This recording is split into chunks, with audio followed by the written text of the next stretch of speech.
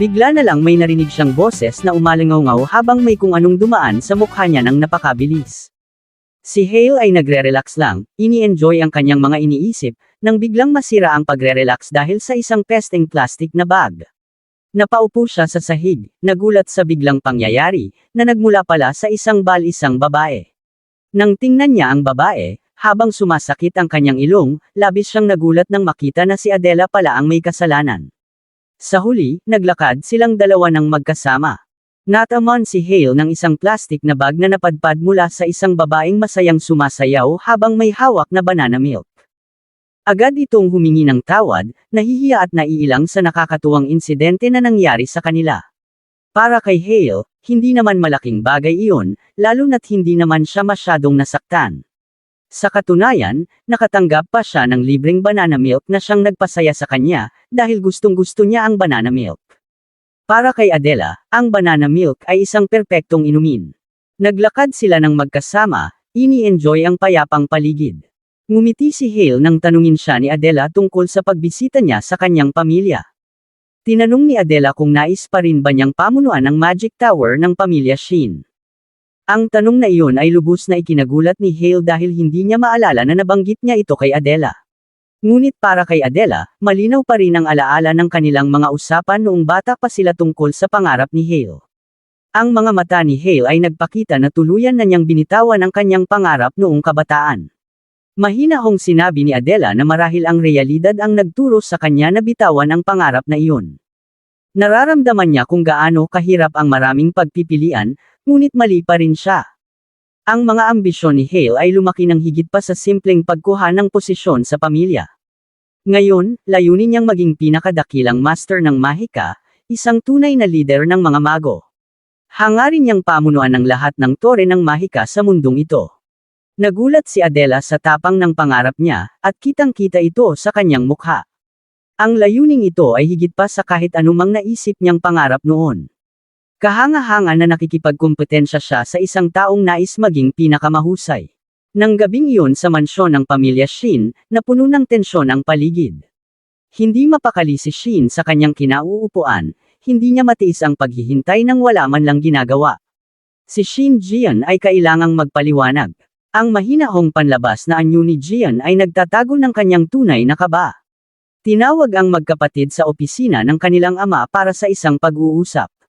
Direktang sinabi ni Inho, ang patriarka ng pamilya, na sina Jian at Sia ay hindi dapat makialam kay Hale sa loob ng susunod na 2 buwan. Hindi inaasahan ng dalawa na ipapataw sa kanila ang ganoong kahigpit na pagbabawal. Nang malapit nang sumabog sa galit si Sia, humakbang si Jian upang pakalmayan siya. Maingat at mahinahon, tinanong ni Jian ang kanilang ama kung bakit biglang nagpatupad ng ganitong patakaran. Alam ni Inho na alam na nina Jian at Sia ang pagbabalik ni Hale sa Magic Tower kahapon. Ipinahayag ni Shin na mabuting bigyan si Hale ng 2 buwan upang makapag-adjust at makibagay muli sa pamilya. Tinukoy din ni Inho sina Jian at Sia bilang malalakas na kakompetensya sa pamumuno ng pamilya. Naitago ni Jian ang kanyang tunay na damdamin sa likod ng isang maskara ng kahinahunan, at kahit papilit, ngumiti siya at tinanggap ang tagubilin ng kanyang ama. Sa gayon, pinaalis ni Inho ang magkapatid upang magpahinga na. Lumipas ang mga oras, at parehong hirap ang dalawa na mag-isip ng solusyon. Inakala ni Jian na hindi apektado si Sia, ngunit maling-mali siya. Si Shin Jian ay hindi kailanman tumatanggap ng mga patakaran na hindi niya sinasang-ayunan.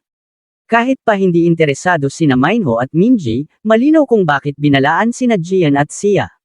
Ngunit hindi matanggap ni Jian ang paliwanag ng kanilang ama ng walang laban. Malinaw na hindi sapat ang dahilan para hayaan si Hale na umalis dahil lamang sa isang taong puwang. Ang kanilang ama ay maaaring gustong patatagin ang kanyang mga anak at turuan silang harapin ang panunukso ng mga kapatid. Hindi niya tinitingnan ang gap year bilang isang positibong hakbang tungo sa pagiging tagapagmana. Kapag umabot na ang mga bata sa edad na 16, hindi na nila kailangan ng proteksyon sa proseso ng AL. Si Hale, na ngayon ay 17, ay hindi na dapat tretuhin bilang isang bata na nangangailangan ng proteksyon. Ang mga motibo ng kanilang ama ay nananatiling hindi malinaw, kaya naniniwala si Jian na maaaring nakuha na ni Hale ang kanyang lugar bilang tagapagmana. Hindi maalis ni Jian ang kanyang isip sa kasalukuyang sitwasyon. Sa ngayon, hindi pa napapatunayan ni Hale ang kanyang kakayahan sa kanilang ama, kahit na iniisip nitong may potensyal si Hale. Ito ang pinaka nagpapaliwanag na dahilan. Maaaring iniisip ng iba na naaakit ang ama nila sa misteryosong sistema ng mahika ni Hale. Posible ring mayroon silang lihim na kasunduan. Habang iniisip ito, biglang nagising si Shania nang may kaba. Ang kakaibang kilos ng kanilang ama ay tiyak na may nakatagong paliwanag. Napagpasyahan niyang dapat nilang bawiin ang mga espiya na sumusubaybay sa kanilang nakababatang kapatid para sa kapakanan ng kaligtasan. Ang mga espiya ay dapat protektahan sa lahat ng paraan. Alam ni Gian na ang isang Magic Tower ay lubos na nakasalalay sa Shadow Unit para sa mahalagang impormasyon. Ang mga ahenteng ito ay kumikilos ng palihim upang mapanatili ang sekreto at makakuha ng kalamangan. May dahilan si Gian para maniwala na ang kanyang koponan ay napakahusay, halos hindi matatalo. Alam niyang ang pagkuha ng ganitong panganib ay magkakaroon ng mapaminsalang resulta para sa kanya at sa iba. Inalis na niya ang kanyang personal na koponan mula sa Hayoshin. Nagpaalam si Gian habang hindi pa malinaw ang susunod na hakbang ng kanyang mga kapatid. Ang 2 buwang kawalan ng aksyon ay hindi niya matiis. Alam niyang kailangan ng drastikong hakbang, lalo na kung totoong ang nakipagkasundo na ang kanyang nakababatang kapatid sa kanilang ama. Sa kabila ng mga panganib, nagpasya siyang humingi ng patnubay mula sa misteryosong Black Tower.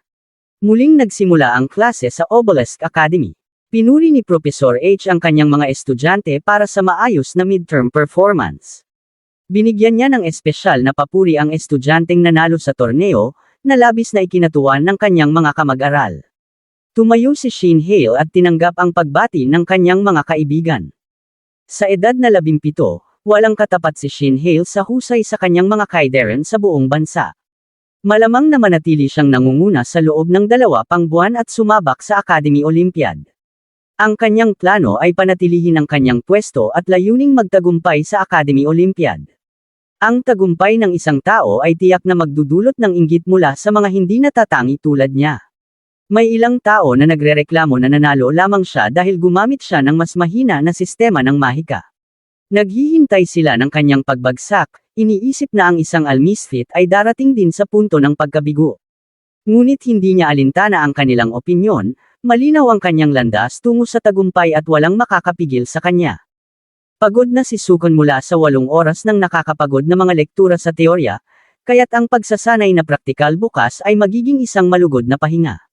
Pinapaalalahanan niya ng banayad ang kaibigan na mag-ehersisyo muna. Hindi man siya malakas sa pisikal, kahanga-hanga naman ang kanyang kakayahan sa mahika. Ngunit sa lahat ng aspeto, tila tinalo siya ni Hale, kaya't kailangang maghanap si Sukon ng bagong estratehiya. Panahon na para sa pagbabago, bakit hindi subukan ang mag-ehersisyo ng magkasama at tingnan kung ano ang kanilang maaabot. Determinado si Sukon na manguna, ngunit nang mag-umpisa ang tunay na pagsasanay, tila nang hina ang kanyang determinasyon. Sa kabila ng kanyang potensyal, labis siyang wala sa kondisyon para magpatuloy sa mabigat na ehersisyo. Para sa kanya, sapat na ang pag-ehersisyo para manatiling aktibo, ngunit sa presensya ni Hale, nagiging hindi kanais-nais ang karanasan. Sa Obelisk Academy Gym, nagbabago ang pananaw ng mga tao kay Hale. Naiintindihan ang ganitong reaksyon sa sitwasyon. Tumutulong si Hale sa pamamagitan ng pagbubuhat ng mabibigat na timbang na kinatatakutan ng ibang mga mag-aaral sa mahika. Gayunpaman, ang sesyon ng pagsasanay ngayong araw ay nagkaroon ng hindi inaasahang kaganapan. Hindi lahat nakilala si Shen Hale bilang sophomore na nanalo ng unang pwesto sa midterms. Matapos ang ehersisyo, uminom siya ng nakakapreskong inumin. Alam niya na kailangan niyang balansehin ang kanyang pagsasanay.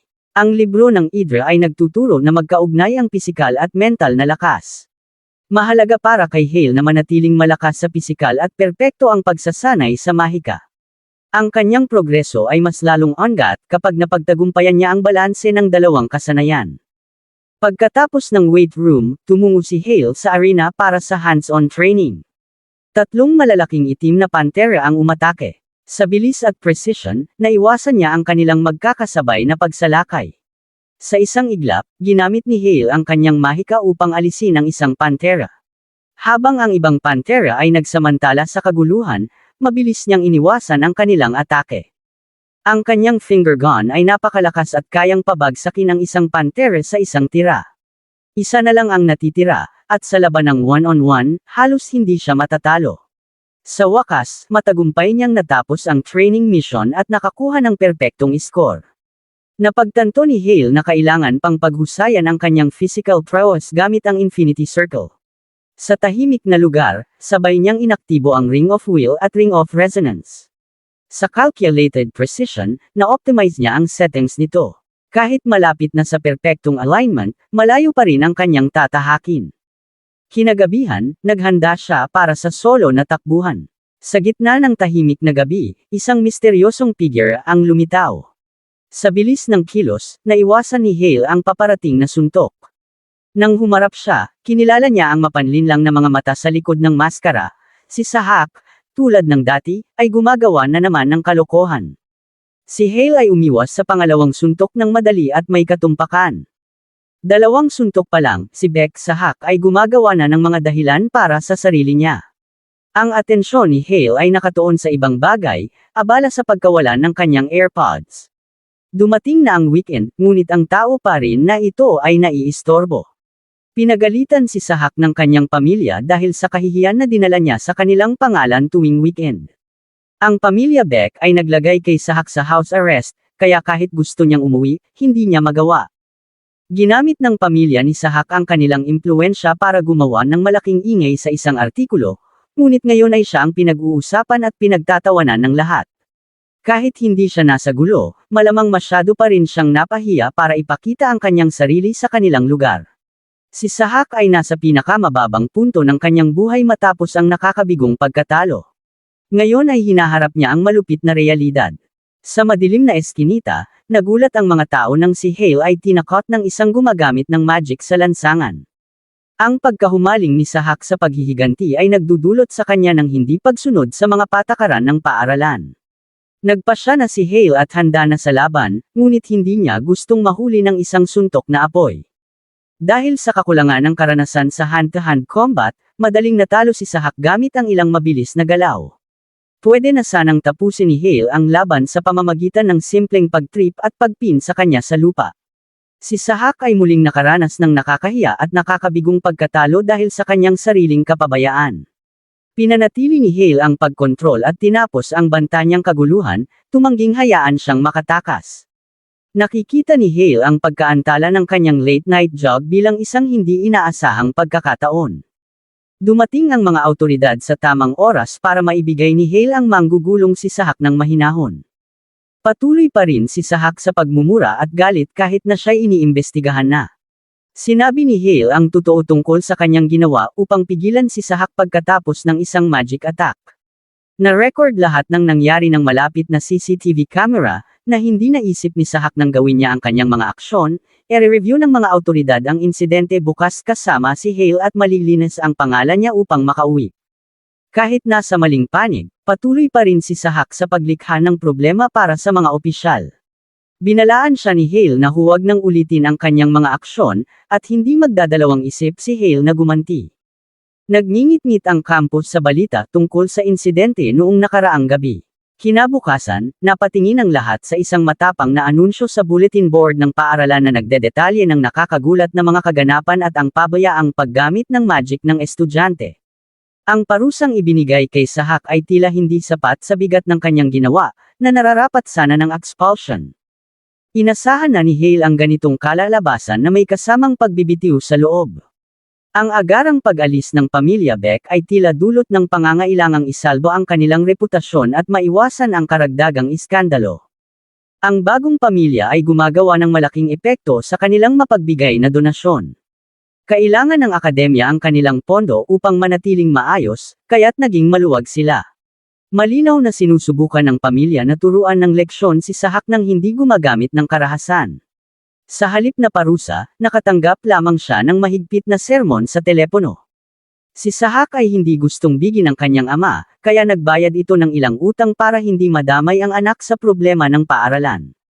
Ang lider ng pamilya ay sobrang galit na ngayon, na ang pagkakaroon ng aso na anak ang kanyang pinakamalaking pagkakamali.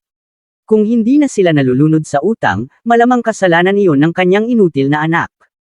Matapos ang isang tawag kung saan siya'y humingi ng paumanhin sa kanyang pagkakamali, hindi pa rin natututo si Sahak. Nawawalan siya ng kontrol dahil sa telepono at kay Shen Hale. Umaalab ang galit ni Sahak laban kay Hale at ibinubuntan ang lahat ng sisi dito. Si Professor Smith ay tahimik na dumating sa likod ni Sahak na nagtataka tungkol sa galit na kanyang pinapasan laban kay Shin Hale. Si Sahak ay labis na galit ngunit hindi naruroon si Professor Smith upang makipagtalo. Tumayo siya ng matatag at pinayuhan ang kanyang mga estudyante na manatiling matibay sa kanilang mga paniniwala. Iminungkahi ni Professor Smith ang isang plano na magbibigay kay Sahak ng pagkakataong mag-higanti kay Shin Hale kung nais niya.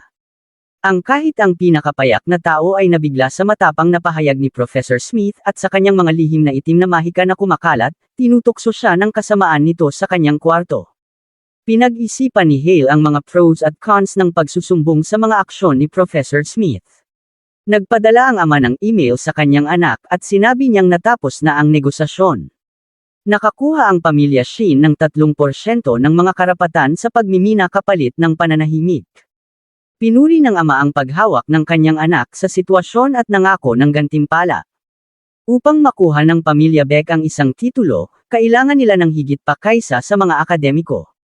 Kailangan din nilang maging kaibigan ng mga makapangyarihang pamilya tulad ng mga Shin. Kinailangan nilang magsagawa ng matinding hakbang upang maiwasan ang pagsira ng mga ugnayan. Sa huli, ang desisyon nila ay talagang ang tanging opsyon. Nalaman na ang aktwal na biktima ay isang direktang inapo ng pamilya Shin. Kinailangan ng pamilya Beck na lunukan ang kanilang pride at tanggapin ang isang bahagi ng kanilang negosyo ng tahimik. Talaga namang ipinapakita ng sitwasyong ito kung gaano kahalaga ang mga titulo para sa mga pamilyang tulad nito. Ang reputasyon ng isang clan ay kadalasang nakasalalay sa kanilang titulo. Ang mga iba't ibang pamilya tulad ng mga mages at mystics ay may kanya-kanyang titulo. Ang opisyal na titulo ng isang pamilya ang talagang nagtatangi sa kanila mula sa iba.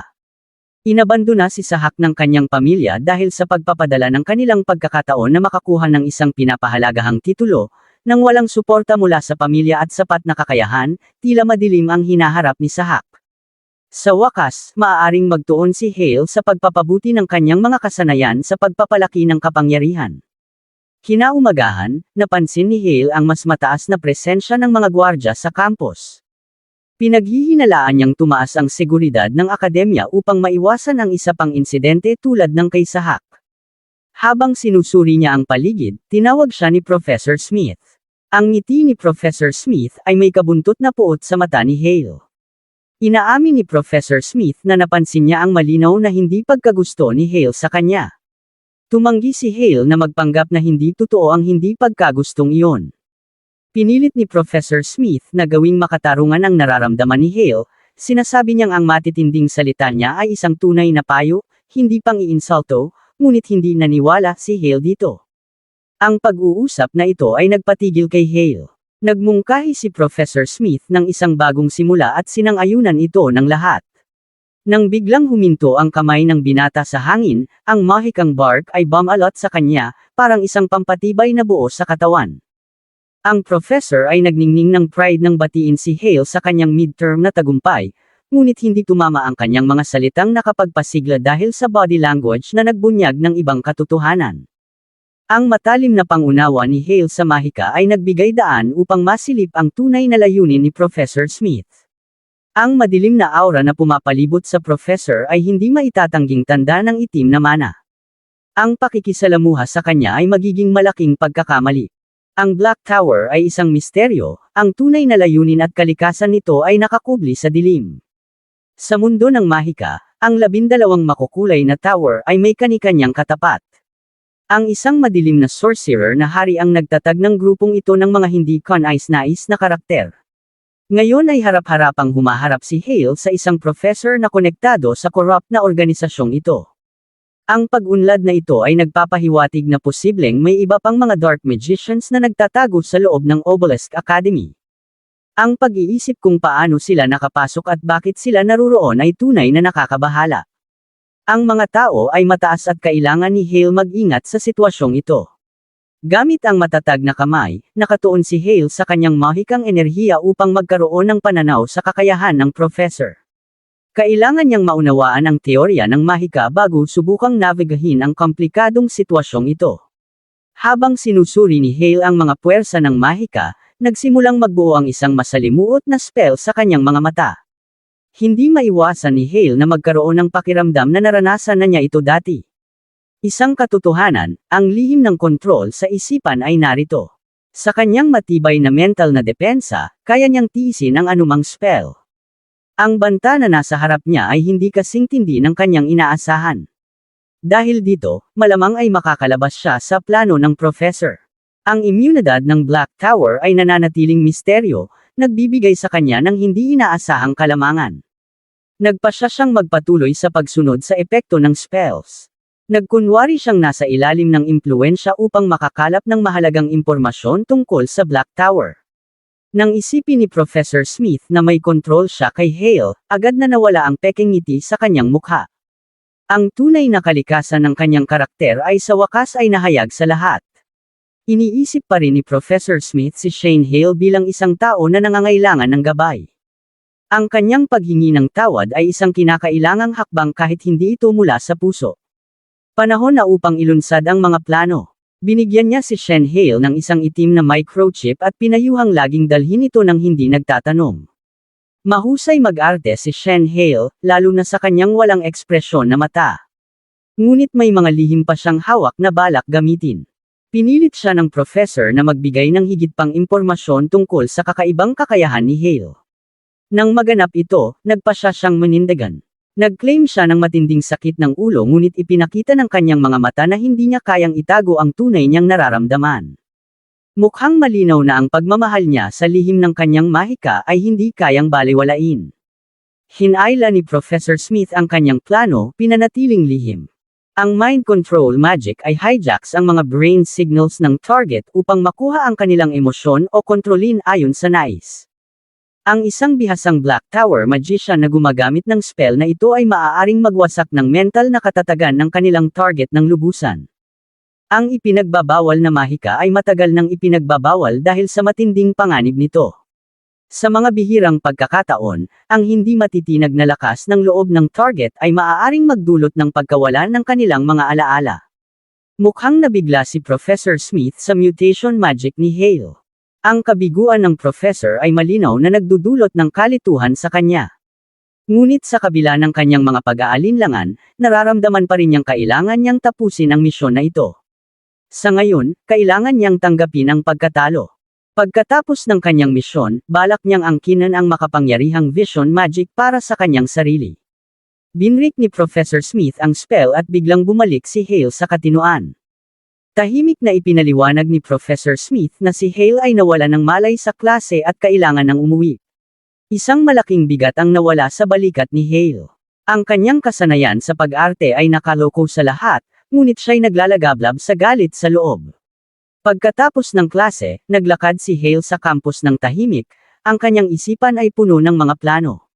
May nag-abot sa kanya ng isang misteryosong microchip at masusing tiningnan ito. Nakilala niya ito bilang isang advanced na chip na dapat ay ipinagbabawal, at sa pamamagitan ng pagbibigay sa kanya ng hot potato, ipinakita ng propesor ang kanyang tunay na layunin. Inaakusahan siya ng Black Tower ng paggamit ng isang ilegal na AL system. Kung mahuli siya na may ipinagbabawal na chip, magkakaroon ng malaking issue sa media at tiyak na masisira ang kanilang reputasyon, na hindi na maibabalik. Hindi pa rin malinaw ang tunay na layunin ng propesor kay Hale, ngunit kahit magkaiba sila ng pananaw, hindi gagawin ng propesor ang ganoong hakbang. Nagpadala ng isang mensahe ang propesor sa Black Tower, kaya ngayon ay kayang tansyahin ni Hale ang lawak ng problema. Para sa isang tao na nag-iisa, ganap na magulo ang plano na ito. Isa sa mga kapatid ni Hale ang malamang na nasa likod ng masamang gawaing ito. Ang kanyang kapatid ay marahil sumuway sa mga tagubili ng kanilang ama. Ang mga malupit na individual na ito ay naglalayo na sirain ang kanyang reputasyon at patagilid siya sa karera ng pagmamana. Ibinaba na ito sa 4 na tao na may malinaw na motibo para sa kanilang mga aksyon. Ang kanyang kapatid na babae, si Mi, ay walang interes na magmana at hindi kailanman gagawa ng kaiyahiyang bagay. Si Minek ay nasa karera ngunit kulang ng tapang para sa ganitong hakbang. Ang mga spotlight ay nakatutok kay Shin Sia at Shinjan ngayon. Maaaring isa sa kanila, o nagtutulungan sila. Nagdesisyon silang huwag dukutin si Professor Smith para sa pagtatanong. Ang Black Tower ay sobrang lihim tungkol sa lahat, at hindi tiyak kung alam ni Smith kung sino ang kontratista. Kung mahuli, malamang ay pananahimik siya ng tower ng permanente. Sa ngayon, ang pagpapakita ng sarili at pagkakahuli ng Black Tower ay magiging isang sakuna. Napagpasyahan ni Hale na oras na para makipag-ugnayan sa isa pang Magic Tower, ang Blue Tower. Tinanggap ng Master ng Blue Tower ang kanyang kahilingan na makipagkita sa kanya. Hindi ito ang tamang panahon para humingi ng tulong. Maliwanag, nagpakita ng pagkabigo sa mukha niya. Nang pumasok si Hale sa opisina, hindi niya maiwasang mapansin ang malamig na ugali ng kanyang mga kasamahan. Wala siyang ibang opsyon kundi ang kunin ang mga bagay sa kanyang mga kamay. Habang tumatakbo ang oras, alam niyang kailangan niyang makipagkasunduan upang mailigtas ang sitwasyon. Si Kim Kon-gan ay sobrang abala at hindi pwedeng mag-aksaya ng oras sa mga bagay na walang kabuluhan. Pinaghihinalaan niyang may malalaking problema ang kanyang kasamahan dahil sa tensyon ng mood nito. Ibinunyag ni Kon-gan kung ano ang nag-aalala sa kanya isang misteryosong magic stone na mas matagal kaysa sa inaasahan. Napansin ni Hale ang desk ng Tower Master at nakakita ng isang pamilyar na bato. Nalaman niyang ito ay isang elemental manali, isang bihirang bagay. Isang natatanging pagkakataon ng sumulpot at sabik siyang samantalahin ito. Nais niyang magmadali si Kim Kon-gan, kaya't nagpasya siyang personal na makipag-usap, dahil masyadong mahalaga ito upang maghintay.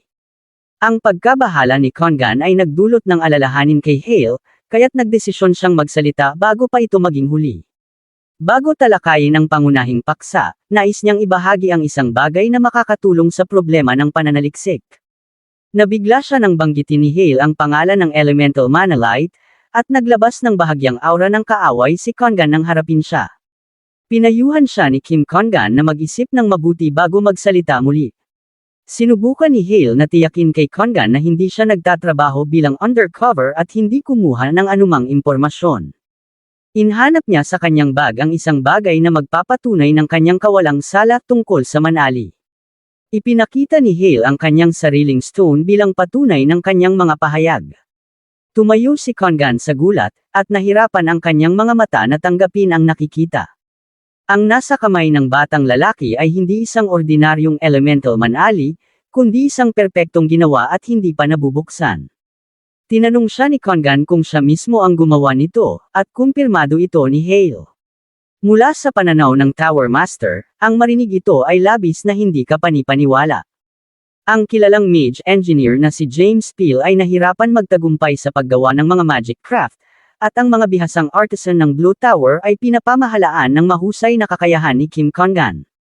Sa isang nakakagulat na pangyayari, isang karaniwang estudyante ng mataas na paaralan ang nakagawa ng imposible. Ipinahayag ni Hale na natagpuan niya ang bato ng puro pagkakataon, hindi dahil sa kanyang kasanayan. Inisip ni Kon-gan na kinakailangan ng kasanayan ng Blue Tower upang hawakan ang isang piraso ng ganitong kahalaga at masalimuot. Tahimik siyang nagdesisyon na huwag magsalita tungkol sa kung paano niya nakuha ang Magic Stone, at hindi na tinanong pa ni Kon-gan ang kanyang swerte sa bato. Nagliwanag ang mukha ni Kon-gan nang purihin ang magandang kapalaran ni Hale. Nakaramdam ng ginhawa si Hale dahil hindi na magtatanong pa si Kon-gan tungkol sa kanyang lihim. Tinukoy ni Hale na ang mga posibilidad para sa paggawa ng isang artifact ay walang hanggan, na nagbibigay sa kanya ng maraming kapana-panabap na mga pagpipilian. Kailangan niya ng isang bagay na makakapagpataas ng kanyang elemental magic power. Tinatanggap niya ang anumang anyo nito.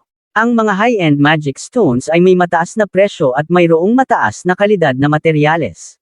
Dumating sa isip ni Kon-gan ang koneksyon ni Hale sa Shin family at naisip niyang ang bayad sa crafting fee ng pamilya ay isang maliit na halaga lamang. Ngunit tumanggi si Hale na magpasa ng anumang tulong mula sa kanyang pamilya, at ang negosyo sa Manite ay mananatiling lihim. Ayaw ni Hale na isali ang kanyang clan sa proyektong ito. Mananatiling lihim ang negosyo ng Manite sa ngayon, at mahalaga ang pagtatago ng proyekto ng artifact para sa kanyang pamilya. Pinuri ni Kim Kon-gan ang kabataan sa pagiging matipid sa kabila ng malaking bayad. Iniisip niya na mahirap para sa isang high school student na takpan ang ganito kalaking gastos nang walang tulong mula sa pamilya Shin. Ngumiti siya at sinabing babayaran niya ito gamit ang ibang paraan. Si Kim Kon-gan ay tuwang-tuwa sa ideya ng pagkakaroon ng mahalagang paraan ng crafting kaya agad siyang pumayag sa kasunduan ng walang pag-aalinlangan. Ang pamamaraan pa lang ay sapat na upang matakpan ang lahat ng gastos sa pag-transform ng bato sa isang mahalagang artifact. Ipinakita ng master ang malaking kabutihan sa pamamagitan ng pag-aalok ng dagdag na bayad. Ngayon, oras na para kay Hale na gawin ang kanyang pangunahing hiling. Maaari na nilang pagtuunan ng pansin ang pinakamahalagang paksa sa araw na ito. Inabot ni Hale ang itim na microchip kay Kon-gan para sa karagdagang pagsusuri. Natagpuan niya ang high-tech na device na ito bilang napakahirap makuha. Isang misteryosong propesor mula sa Black Tower ang lihim na nagbigay nito sa kanya upang pabagsakin ang mga Black Tower mages. Kailangan niya ng tulong mula sa Blue Tower. Pagbagsak ng gabi, pinagplanuhan nila ang kanilang susunod na hakbang sa ilalim ng liwanag ng buwan. Ang kinatawan ng Blue Tower ay ligtas siyang inihatid pabalik sa kanyang dormitoryo. Pagkatapos nito, ipinangako ng kinatawan na magkikita silang muli. Sa wakas, nahiga si Hale sa kama matapos ang isang mahabang araw. Swerte siyang nakakuha ng magandang kasunduan sa Elemental Might na hindi nagdulot ng anumang abala o stress. Dahil dito, may tatago niya ang pagkakaroon ng Mana Light mula sa kanyang ama at makakakuha pa rin ng mahalagang artifact ng libre. Ang pagbisita kay Kim Kon-gan sa opisina ay nagmarka ng isang mahalagang hakbang sa kanyang negosasyon. Ngayon, mayroon siyang mas maraming oras upang pag-isipan ang mga alternatibong opsyon. Pagod, ang binata ay napasuko sa antok at nilamon ng estado ng panaginip. Ang sorpresa ni Kim Kon-gan ay halatang-halata habang sinusubukan niyang maunawaan ang pagpasok ng tower sa Obelisk Academy. Ang tusong likas ng Dark Mage ay ginagawang napakahusay nilang kalaban. Sa ngayon, mayroon lamang silang isang piraso ng ebidensya na hindi pa nga lihaytimo sa normal na sitwasyon. Hindi kikilos ang Blue Tower base sa pahayag ng isang estudyante lamang at mga sabi-sabi. Ngunit ang Tower Master ay handang magtiwala sa mga salita ni Hale at gumawa ng aksyon.